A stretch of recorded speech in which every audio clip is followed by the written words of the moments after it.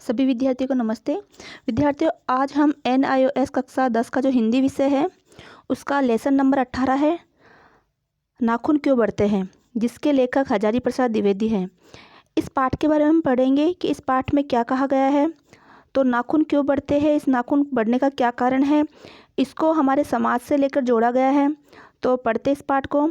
आपने देखा होगा कि बरसात के बाद बगीचे में घास पतवार बहुत बढ़ जाती है। बरसात समाप्त होते ही माली उसे काट छांट कर सही रूप प्रदान करता है। अगर माली घास न काटे तो सोचिए बगीचे का क्या हो, उसमें हमारा चलना फिरना भी दुभर हो जाए, है ना। ऐसा ही इसी तरह हमारे मन में भी अच्छे विचार तो आते ही हैं, पर उनके साथ साथ कभी कभी बुरे विचार की खरपतवार उग आती है, जिसे काटकर हम अपने मन को शुद्ध और सुसंस्कृत बनाते हैं। इसे ही मन को सांस्कारिक करना कहते हैं। ये मनुष्यता का आदर्श भी है। आइए इस पाठ के माध्यम से हम इन्हीं बातों को समझने का प्रयास करें। यानी कि हमारे मन में भी कई इस तरह के विचार उठते हैं जो कि हमारी संस्कृति से हमें नहीं जोड़ते हैं, लेकिन हम उस खरपतवार को, जो मन में उठने वाले बुरे विचार है, उसको हम काटते हैं, उसको हटाते हैं और हमारे मन को शुद्ध और सुसंस्कृत बनाते हैं। और यही क्या है, हमारे मन की संस्कृति कहलाती है। तो इस पाठ को पढ़ने का उद्देश्य क्या है कि मनुष्य द्वारा पशुता को दबाने के लिए किए गए प्रयासों का उल्लेख कर सकेंगे। यानी कि मनुष्य ने जो है वो पशुता को किस तरह से दबाया है, यानी मनुष्य में जो पशु प्रवृत्ति है उसको उसने कैसे खत्म किया है, इस बात का उल्लेख इस पाठ में किया गया है। संयम और अनुशासन जैसे गुणों का महत्व स्पष्ट कर सकेंगे। परिस्थितियों के अनुसार उचित और अनुचित का भेद समझकर उसका वर्णन कर सकेंगे। मानव सभ्यता के कर्मिक विकास के संदर्भ में मानवीय प्रवृत्तियों का विश्लेषण कर सकेंगे। समस्या के विविध पहलुओं पर विचार करके समाधान के तरीकों का उल्लेख कर सकेंगे और सफलता और असार्थकता में अंतर स्पष्ट कर सकेंगे। तो अब देखते हैं मूल पाठ को कि नाखून क्यों बढ़ते हैं। तो यहाँ पर शब्दार्थ दे रखे हैं, जैसे कि अल्पज्ञ। अल्पज्ञ का मतलब होता है कम जानने वाला। अल्पज्ञ का मतलब क्या हुआ, कम जानने वाला। इसी तरह से दयनीय। दयनीय का मतलब क्या होता है, दया करने योग्य या कमजोर। दंड। दंड का मतलब होता है सजा। निर्लज यानी कि लज्जा रहित। सैन। सैन का मतलब होता है चोरी के लिए दीवार में किया गया छेद। बेहया यानी बेशरम या निर्लज। अस्त्र। अस्त्र का मतलब होता है हथियार।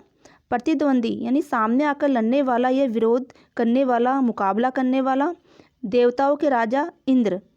वज्र यानी कि दधीचि की हड्डियों से बना इंद्र का जो हथियार है उसके बारे में यहाँ पर कहा गया है। तो वज्र का मतलब वो दधीचि की हड्डियों से बना इंद्र का अस्त्र। पतीला, बारूद लगी हुई डोरी। नखदर यानी कि नाखून वाला। नखदर का मतलब होता है नाखून को धारण करने वाला या नाखून वाला, जिसके नाखून होते हैं। वंचित मतलब होता है रहित। नखदंतावली मतलब नाखून और दांत पर निर्भर रहने वाला। ततकिम यानी तो क्या, ये तब क्या, ये फिर क्या। अभी हम इस लेसन को देखेंगे।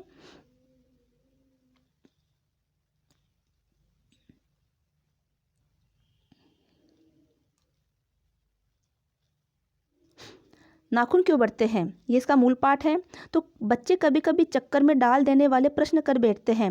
अल्पज्ञ पिता बड़ा दयनीय जीव होता है। तो देखो बच्चे क्या करते हैं, कभी कभी ऐसे प्रश्न करते हैं छोटे बच्चे जिसका उत्तर पिता के पास या माता पिता के पास नहीं होता। तो ऐसी स्थिति में जो पिता है बड़ा ही अल्पज्ञ, अपने आप को कम ज्ञान वाला समझता है और बड़ा ही दयनीय जीव समझता है। मेरी छोटी लड़की ने जब उस दिन पूछ दिया कि आदमी के नाखून क्यों बढ़ते हैं, तो मैं कुछ सोच ही नहीं सका। तो यहाँ लेखक कह रहा है कि उनकी एक छोटी बच्ची थी, उसने उनको पूछा कि आदमी के जो नाखून है वो क्यों बढ़ते हैं। तो लेखक है वो सोच ही नहीं सका। हर तीसरे दिन नाखून बढ़ जाते हैं। बच्चे कुछ दिन तक अगर उन्हें बढ़ने दे तो माँ बाप अक्सर उन्हें डांटा करते हैं, पर कोई नहीं जानता कि ये अभागे नाखून क्यों इस प्रकार बड़ा करते हैं। काट दीजिए, वे चुपचाप दंड स्वीकार कर लेंगे, पर निर्लज अपराधी की भांति फिर छूटते ही सेंध पर हाजिर। मतलब कि माता पिता कहते हैं कि नाखून जब बढ़ते हैं तो उनको डांटते हैं, उनको काटने के लिए कहते हैं, लेकिन फिर तीसरे दिन ये अभागे वापस उतने ही बढ़ जाते हैं। तो काट दीजिए, यानी नाखून को कितना ही काटिए वो चुपचाप अपना दंड स्वीकार कर लेंगे। इन्हें काटते हैं तो उसका दंड स्वीकार कर लेंगे और निर्लज अपराधी की भांति फिर वापस वो उतने ही बढ़ जाएंगे, यानी सेंध पर हाजिर। जैसे अपराधी होता है, वो एक बार अपराध किया, उसको उसकी सजा मिली, जैसे उसको छोड़ा वापस दोबारा अपराध करने लग गया। तो इसी तरह हमारे नाखून भी है। आखिर ये इतने बेहया क्यों है, बेहया यानी इतने बेशरम क्यों है कि उनको बार बार काटा जाता है और फिर वो वापस बढ़ जाते हैं।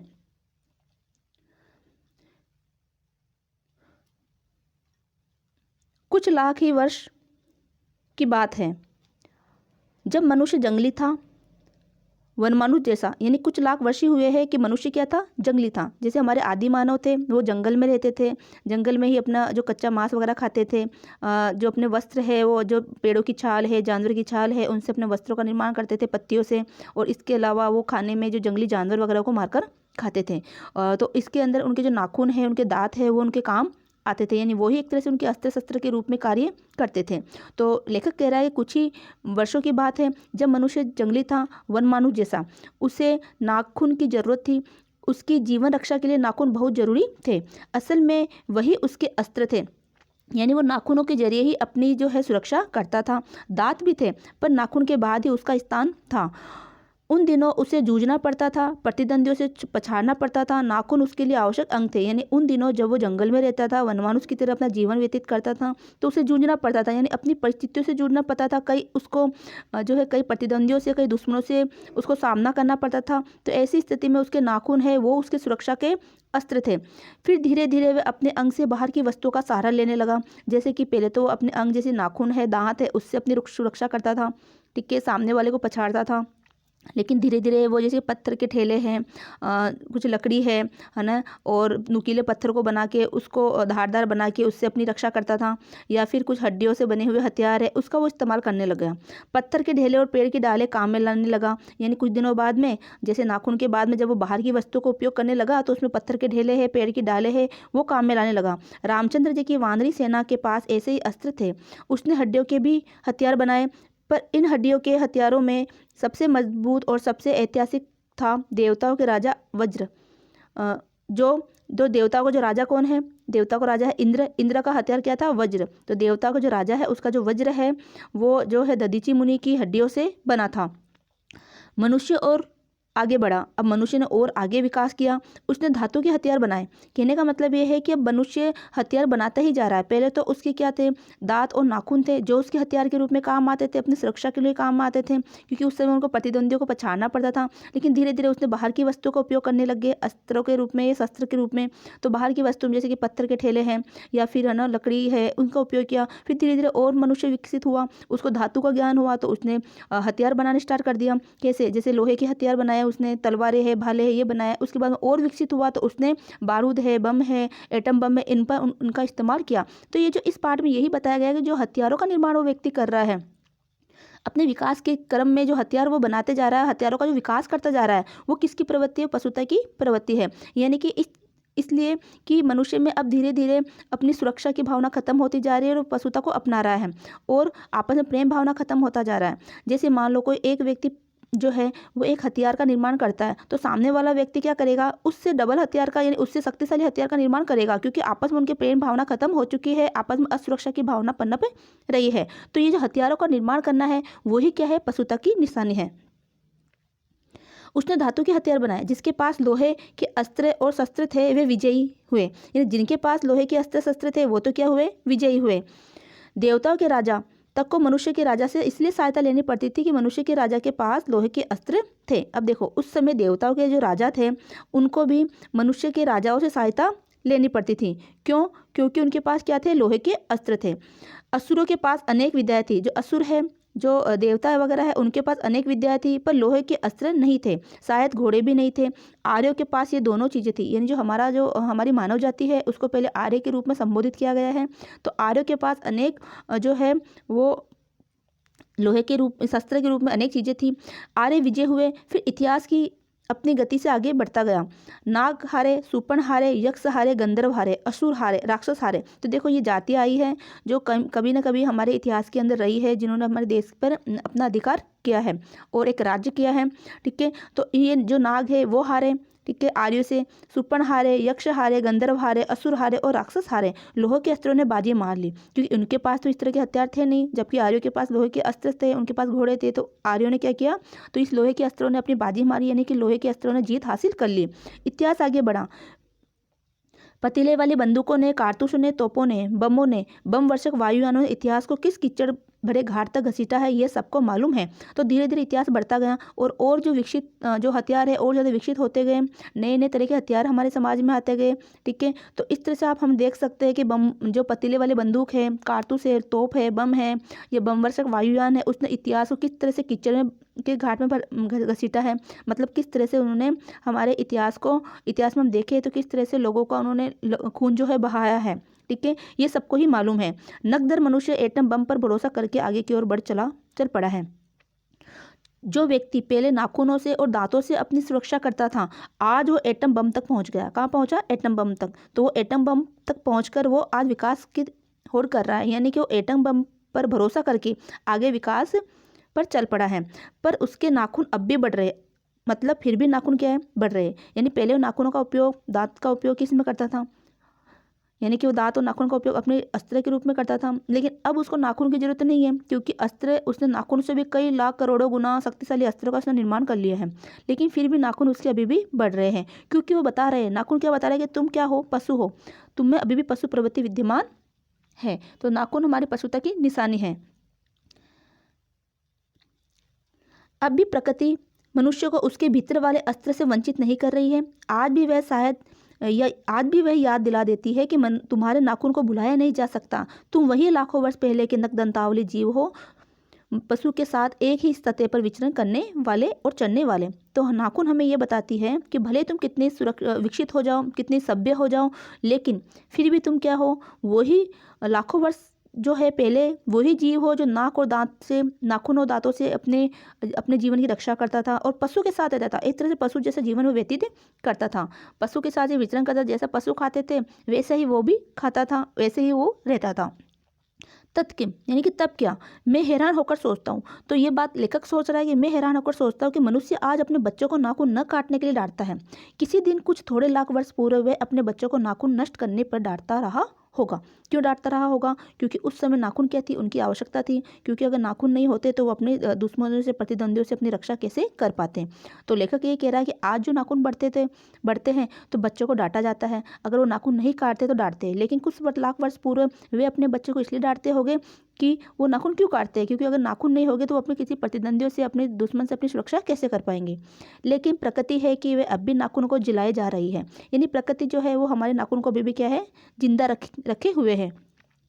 और मनुष्य है कि वह अब भी उसे काटे जा रहा है और मनुष्य उसको काटता है। वे कमबख्त रोज बढ़ते हैं। कौन बढ़ते हैं? रोज नाखून, कि रोज उसको काट दो और वो रोज वापस बढ़ जाएंगे। कि वो रोज बढ़ते हैं क्योंकि वे अंधे हैं। कौन है अंधे? नाखून। कि नाखून अंधे, वो नहीं जानते कि व्यक्ति को आज का जो मनुष्य है उसको नाखूनों से भी करोड़ों गुना, लाखों गुना, कोटि गुना उनको शक्तिशाली हथियार मिल चुके हैं। अब उनको नाखूनों की जरूरत नहीं है, लेकिन फिर भी नाखून बढ़ते ही जा रहे हैं।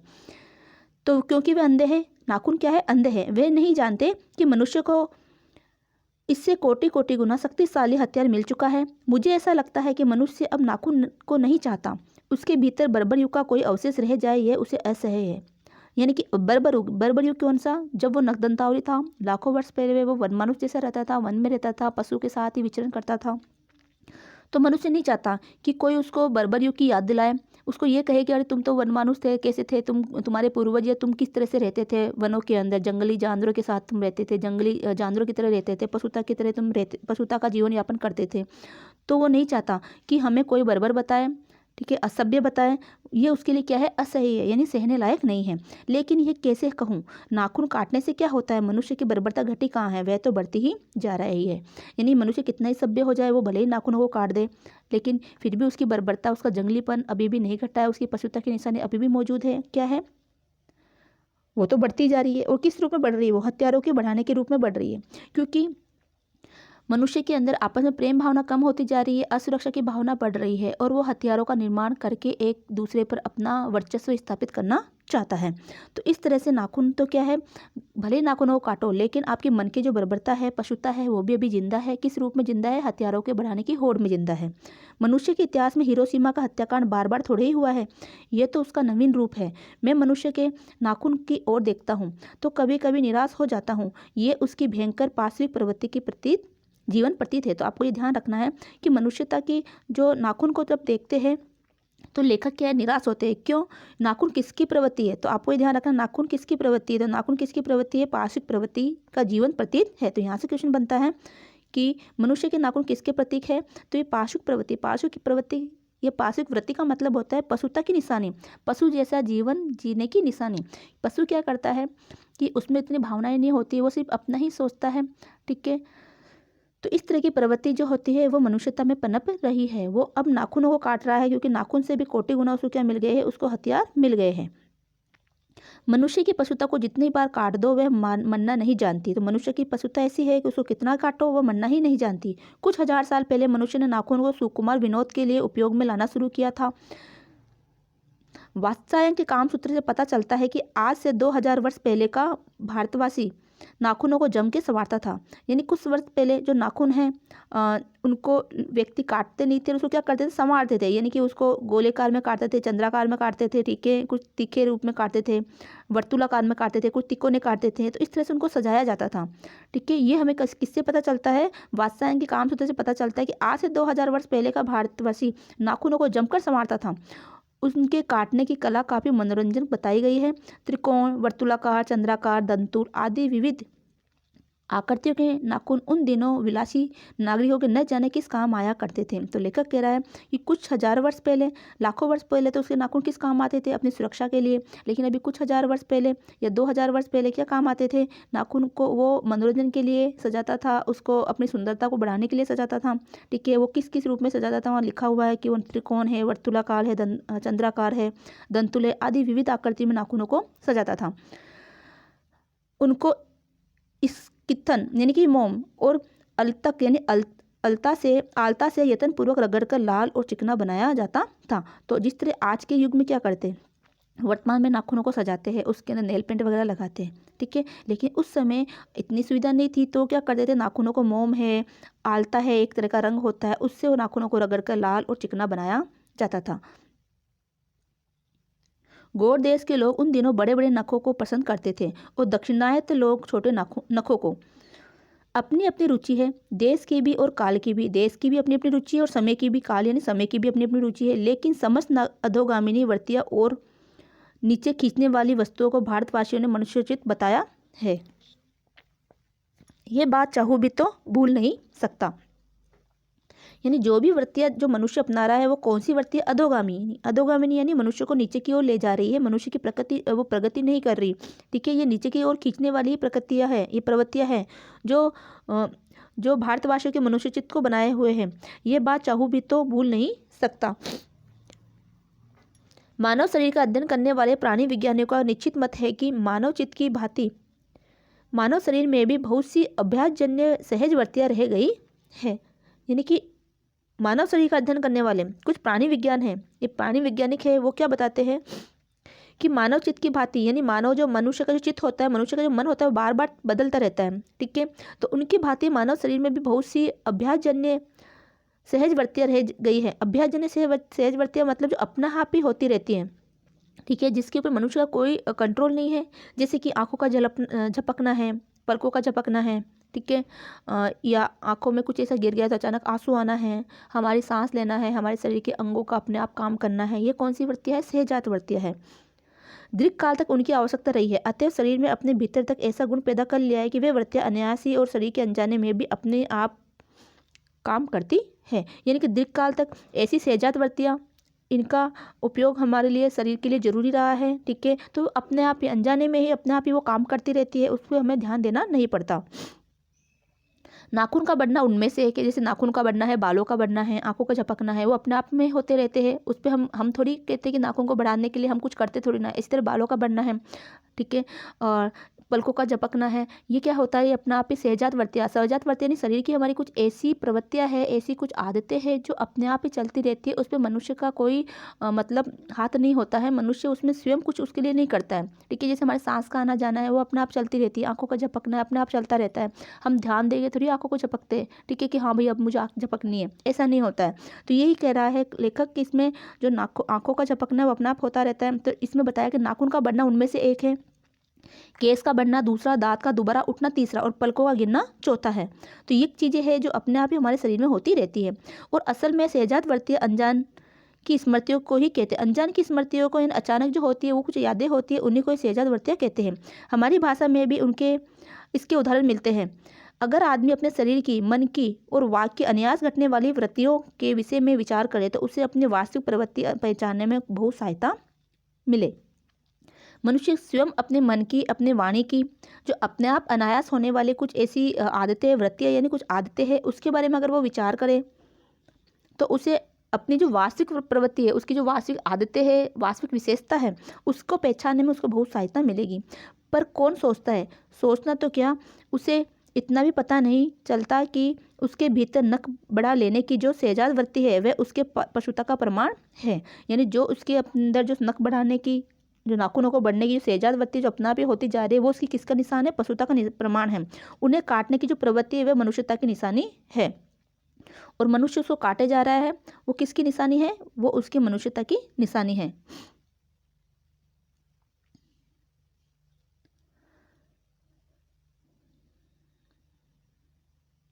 तो यहाँ से भी क्वेश्चन बनता है कि पशुता की निशानी तो क्या है? नाखूनों का बढ़ना, और उसको काटना क्या है? उसकी मनुष्यता की निशानी है। यानी कि मनुष्य नहीं चाहता कि उसके अंदर पशुता का कोई चिन्ह उसके अंदर भीतर रह जाए, पर वह पशुता को छोड़ चुका है।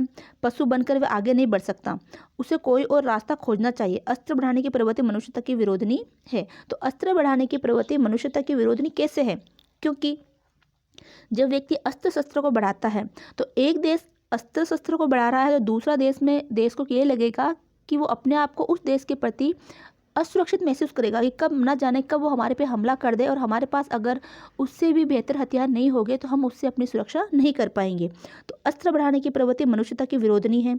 यानी कि मनुष्यता जो मानवता है उसकी विरोधी कौन है? अस्त्र बढ़ाने की प्रवृत्ति। मनुष्य भले ही पशुता को छोड़ चुका है, वो पशु की तरह नहीं रहता है, अपने नाखूनों को काटता है, सभ्य तरीके से रहने लग गया, लेकिन फिर भी वो उस सभ्य तरीके में भी क्या कर रहा है? पशुता को आगे बढ़ा रहा है। किस तरह से बढ़ा रहा है? वो नए नए रास्ते खोजता है। किसके लिए? अस्त्रों को बढ़ाने के लिए।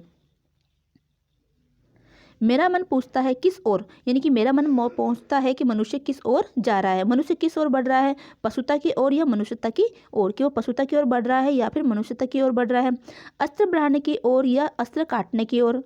मेरी निर्बोध बालिका ने मानो मनुष्य जाति से ही प्रश्न किया है। तो ऐसा लग रहा है जो उनकी निर्बोध बालिका है, निर्बोध यानी जो कम समझने वाली, अज्ञानी जो बालिका है, जो नादान बालिका है, मासूम बच्ची है, उसने ऐसा उसके पिता से ही एक प्रश्न नहीं किया, बल्कि पूरी मनुष्य जाति से ही प्रश्न कर दिया हो।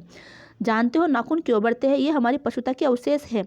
मैं भी पूछता हूँ, जानते हो ये अस्त्र शस्त्र क्यों बढ़ रहे हैं? ये हमारी पशुता की निशानी है। तो नाखूनों का बढ़ना तो हमारे पशुता के अवशेष है, क्योंकि हम पहले पशु की प्रवृत्ति के अनुसार जीते थे, पशु की जैसे जीते थे, लेकिन आज हम अस्त्र शस्त्र बढ़ा रहे हैं, तो ये भी हमारी पशुता की निशानी है। भारतीय भाषाओं में प्राय ही अंग्रेजी के इंडिपेंडेंस शब्द का समानार्थक शब्द नहीं व्यर्थ होता। यानी भारत की भाषा में अगर हम देखें तो अंग्रेजी में इंडिपेंडेंस का मतलब होता है स्वतंत्र हो जाना, ठीक है, तो इसका कोई समानार्थी शब्द नहीं मिलता है। 15 अगस्त को जब अंग्रेजी भाषा के पत्र इंडिपेंडेंस की घोषणा कर रहे थे तो देसी भाषा के पत्र स्वाधीनता दिवस की चर्चा कर रहे थे। तो अंग्रेजी में तो हमारे देश को जब आज़ाद किया गया तो अंग्रेजी भाषा में तो इस आज़ादी को इंडिपेंडेंस कहा गया, यानी जिस पे किसी का अंकुश नहीं है, पूरी तरीके से वो स्वतंत्र हो चुका है, ठीक है, वो किसी के अधीन नहीं है। लेकिन हमारी देसी भाषा के जो पत्र है, जो पत्रिकाएं हैं, उन्होंने हमारे आज़ादी के लिए किस शब्द का प्रयोग किया? स्वतंत्रता या स्वाधीनता दिवस का प्रयोग किया। इंडिपेंडेंस का अर्थ है अधीनता या किसी की अधीनता का अभाव, पर स्वाधीनता का अर्थ ये है कि अपने ही अधीन रहना। देखो, इंडिपेंडेंस का मतलब क्या हुआ? अधीनता, यानी वो किसी के अधीन नहीं है, पूरी तरीके से अधीन हो चुका है, ठीक है।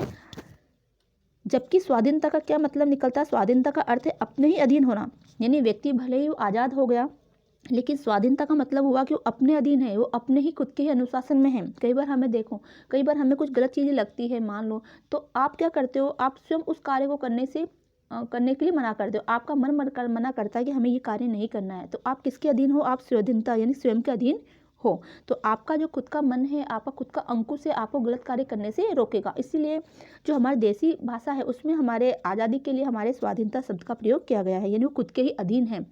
स्वयं उसकी आत्मा उसको भला बुरा करने पर या गलत करने पर उसको रोकती है, उसको टोकती है, उसको अनुशासन में रखती है। अंग्रेजी में कहना हो तो सेल्फ इंडिपेंडेंस कह सकते हैं। तो इस स्वाधीनता का जो हम अर्थ अगर अंग्रेजी में देखें तो क्या हो सकता है? सेल्फ डिपेंडेंस हो सकता है। मैं कभी कभी सोचता हूँ कि इतने दिनों तक अंग्रेजी की अनुवर्तियाँ करने के बाद भी भारतवर्ष इंडिपेंडेंस को अधीनता क्यों नहीं कह सका। उसने अपनी आज़ादी के जितने भी नामकरण किए, स्वतंत्रता, स्वराज, स्वाधीनता, उन सब में स्व का बंधन अवश्य रखा। तो हमारे आज़ादी के लिए किन किन नामों का प्रयोग किया जाता है? जो हिंदी भाषा है, भारतीय भाषाओं में स्वतंत्रता, स्वराज्य, स्वाधीनता, उन सब में उसने किस शब्द का प्रयोग किया? स्व का बंधन जरूर रखा है। ये क्या संयोग की बात है? ये हमारी समूची परंपरा ही अनजाने में हमारी भाषा के द्वारा प्रकट हो रही है। तो हमारी जो भारतवर्ष की परंपरा है वही उस स्व के रूप में या इस शब्द के रूप में प्रकट हो रही है। मुझे प्राणी विज्ञानियों की बात फिर याद आती है। शहजादवर्ती अनजानी स्मृतियों का ही नाम है। जो अचानक शहजादवर्तियाँ होती रहती है हमारे शरीर में, वो अनजानी स्मृतियों यानी जो हमारी याद नहीं है, ठीक है, उन्हीं का नाम है।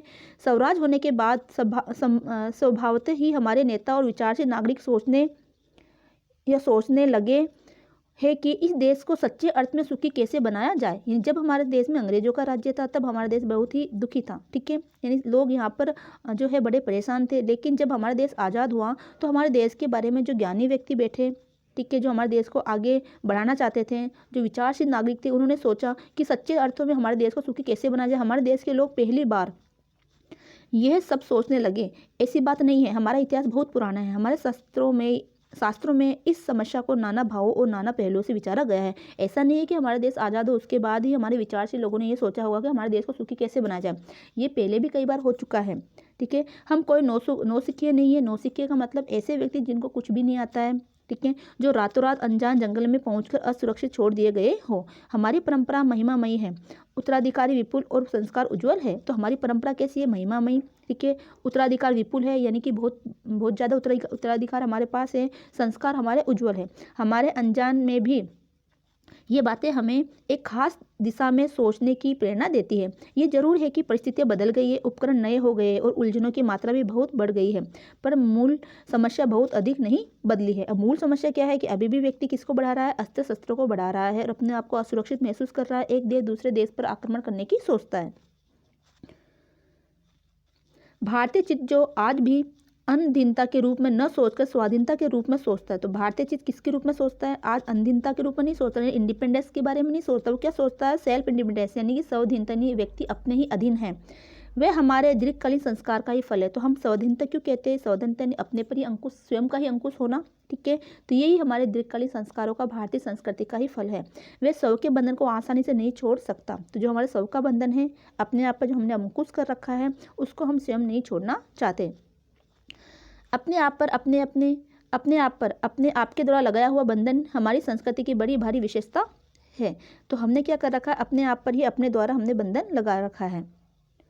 मैं ऐसा तो नहीं मानता कि जो कुछ हमारा पुराना है, जो कुछ हमारा विशेष है, उससे हम चिपटे ही रहे। पुराने का मोह सब समय वांछित ही नहीं होता। मरे बच्चे को गोद में दबाए रहने वाले बंदरिया मनुष्य का आदर्श नहीं बन सकती। परंतु मैं ऐसा भी नहीं सोच सकता कि हम नई अनुसंधिता के नशे में चूर होकर अपना सर्वस्व खो दे। तो लेखक कह रहा है कि मैं ये नहीं कहता कि पुराने सारे ही बुरे हो और नए सारे ही खराब हो, ठीक है, ये नए सारे ही अच्छे हो। हमें पुरानी परंपरा को भी अपनाना है और साथ में नई परंपरा जो है उसको भी अपनाना है, लेकिन देखना क्या है कि क्या सही हमारे लिए है, ठीक है। तो ये लेखक यही कह रहा है कि मैं ऐसा नहीं मानता कि जो कुछ हमारा पुराना है, जो कुछ हमारा विशेष है, उससे हम चिपटे ही रहें। जो पुरानी परंपराएं है, आज अब अगर हम उनसे चिपटे रहेंगे तो हमारा विकास नहीं हो पाएगा। तो कुछ परंपराएं ऐसी है जो हमारे विकास में जो बाधा उत्पन्न करते हैं, उनको हमें छोड़ना ही पड़ेगा। और कुछ जो है तो हमें पुराने का मोह भी त्यागना पड़ेगा। उसमें उन्हीं चीज़ों को, उन्हीं परंपराओं को हमें ग्रहण करना है जो हमारे विकास में, हमारे आगे बढ़ने में हमारा सहयोग करती है। लेकिन ये भी नहीं है कि सारे नए ही अच्छे हो। तो नई परंपराओं को हम अपनाते, अगर वो मनुष्य जाति के लिए, मानव समाज के लिए जो कल्याणकारी है, तो उसको हमें अपनाना है।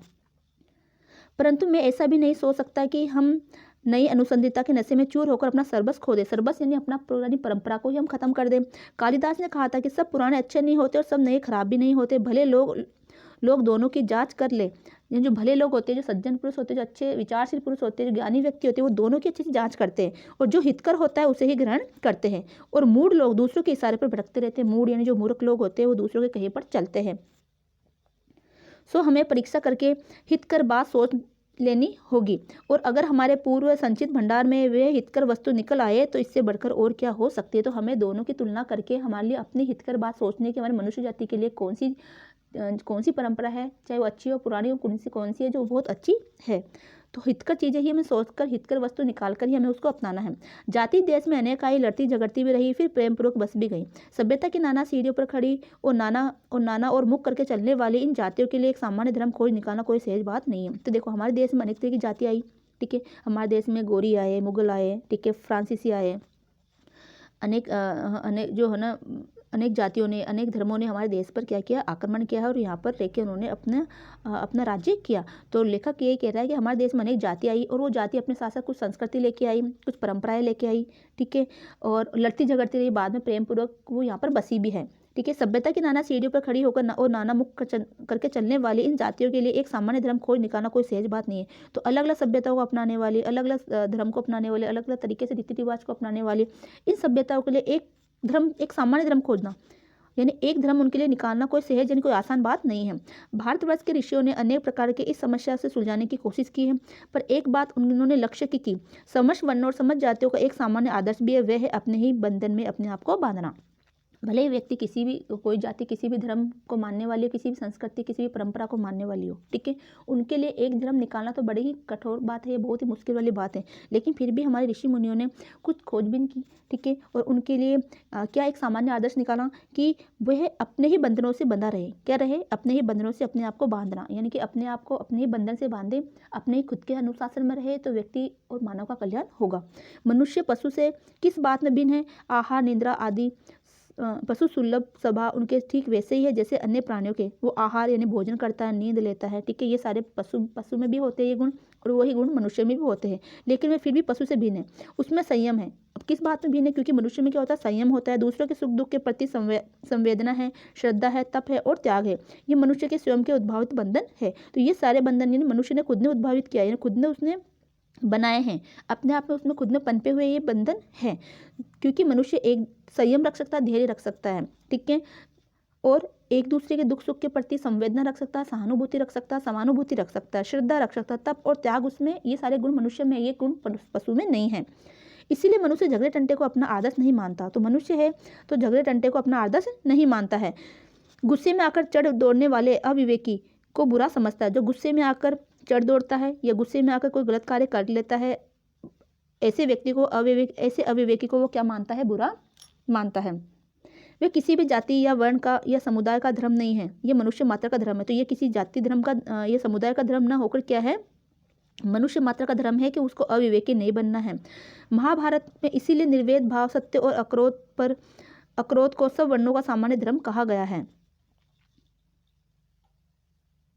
गौतम ने ठीक ही कहा था कि मनुष्य की मनुष्यता यही है कि वह सबके दुख सुख को सहानुभूति के साथ देखे। तो महात्मा जो ये गौतम बुद्ध है, उन्होंने भी क्या कहा है कि वो मनुष्य जो है वही मनुष्य कहलाएगा, कि मनुष्यता उसी में कहलाएगी कि वह सबके सुख दुख को सहानुभूति के साथ देखता है। एवं आत्मनिर्मित बंधन ही मनुष्य को मनुष्य तब बनाती है। अहिंसा, सत्य और अक्रोध मूलक धर्म का मूल उससे यही है। मुझे आश्चर्य होता है कि अनजाने में भी हमारी भाषा में ये भाव कैसे रह गया है, लेकिन मुझे नाखून के बढ़ने पर आश्चर्य हुआ। अज्ञान सर्वथा आदमी को पछाड़ता है, और आदमी है कि सदा उसे लोहा लेने के लिए कमर कसे तैयार रहता है। अज्ञानता हमेशा आदमी को पछाड़ता है, लेकिन वो फिर भी अज्ञानता को दूर करने की कोशिश करता है। मनुष्य को सुख कैसे मिलेगा? बड़े बड़े नेता कहते हैं मनुष्य वस्तु की कमी है और मशीन बैठाओ और उत्पादन बढ़ाओ और धन की वृद्धि करो और बाह्य उपकरणों की ताकत बढ़ाओ। एक बूढ़ा था, उसने कहा था बाहर नहीं भीतर की ओर देखो। तो मनुष्य को सुख कैसे मिले? बड़े बड़े नेता कहते हैं कि वस्तु की कमी है, मशीनों को बढ़ाओ, उत्पादन बढ़ाओ, धन की वृद्धि करो, बाह्य उपकरणों और बाह्य ताकतों को अपनाओ और उसी से हमारी मनुष्यता को सुख मिलेगा। लेकिन एक बूढ़ा व्यक्ति था, वो ये कहता था कि बाहर नहीं भीतर की ओर देखो, हिंसा को मन से दूर करो। वो बूढ़ा व्यक्ति क्या कहता था कि हिंसा को मनुष्य से जो है मन से दूर करो, मिथ्या को हटाओ, मिथ्या यानी झूठ को हटाओ, अपने जीवन से झूठ को समाप्त कर दो, क्रोध और द्वेष को दूर करो, क्रोध को हटाओ, द्वेष यानी एक दूसरे से ईर्ष्या भाव रखने को दूर करो।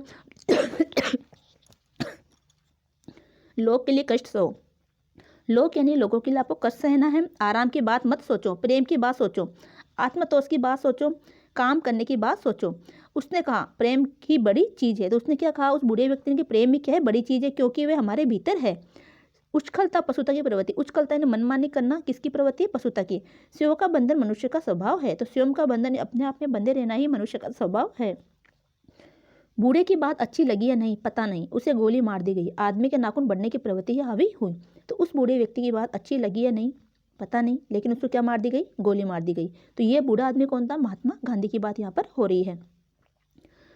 तो ये बात बूढ़े की अच्छी नहीं लगी, उसको गोली मार दी, महात्मा गांधी को गोली मार दी गई। तो देखा जाए तो किसकी प्रवृत्ति हावी रही, तो पशुता की प्रवृत्ति ही हावी रही।